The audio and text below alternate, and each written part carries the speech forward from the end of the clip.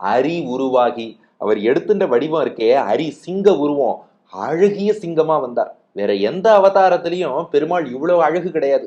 நரசிம்மர் தான் அழகு. ஒரு அப்பா ஒரு குழந்தைக்கு சக்கரை போடாத வெறும் பாலை கொடுத்தாராம். எப்படி இருக்குன்னு கேட்டார். பையன் சொன்னான், ஒரு திதிப்பே இல்லைன்ட்டான். சரி விடுப்பா, பால் வேண்டாம், வெறும் சக்கரை மட்டும் கொடுக்குறேன் சாப்பிடுன்னார். இது பாலை விட இனிப்பா இருக்குன்னா. அப்புறம் அப்பா என்ன பண்ணாராம், சக்கரை போட்ட பால் கொடுத்தாராம். இதை சாப்பிட்டுட்டு பையன் சொன்னானா, அப்பா இதுதான் ரொம்ப இனிமையா இருக்கு, எனக்கு வெறும் பாலும் வேண்டாம், வெறும் சர்க்கரையும் வேண்டாம், சக்கரை போட்ட பால் தான் வேணும் நானா.